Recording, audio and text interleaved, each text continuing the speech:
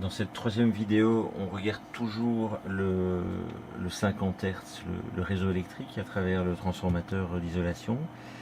On a ajouté un voltmètre numérique et un voltmètre analogique, ou en tout cas un écran de voltmètre analogique. Donc je vais rebrancher simplement. On va retrouver les oscillations du 50 Hz. J'ai résolu mon petit problème d'échelle. Alors qu'est-ce qu'on voit sur les voltmètres pour l'instant? Les voltmètres sont en mode mesure directe, ce qu'on appelle en anglais DC. Il y a un petit DC écrit dans le coin. Sur tous les multimètres, vous verrez ça. DC pour courant direct, direct current. Et on voit 0 volts en fait. Pourquoi? Parce que l'oscillation en moyenne, elle va vers le dessus et puis vers le bas. Donc en moyenne, on a 0 volts. Au niveau net, global, on n'a pas de tension. Donc si on veut mesurer une tension électrique oscillante, il faut faire quelque chose de spécial. Il faut mettre l'appareil de mesure dans un mode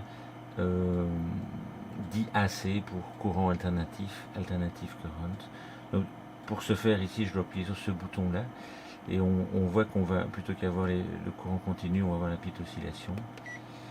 Et là, on obtient une mesure de 2,8 volts parce qu'il y a des atténuations tout le long, donc c'est normal. On a finalement presque 1/100 de la tension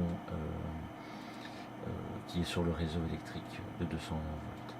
Et la valeur affichée, c'est la valeur efficace, telle que expliquée dans le cours. Donc c'est la valeur qui a la même efficacité, qui produirait la même énergie ou la même puissance à travers une résistance de même valeur si on avait 2,8 volts continus, comme une pile de 2,8 volts qui était branchée à la même résistance.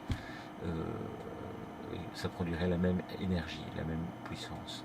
Alors un petit détail, on peut remarquer, c'est assez peu visible, mais je vais débrancher.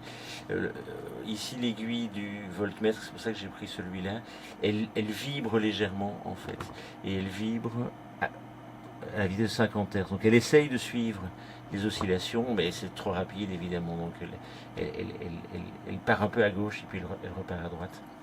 Il y a une très légère vibration. Moi c'est visible, j'espère que sur la vidéo ce sera visible également.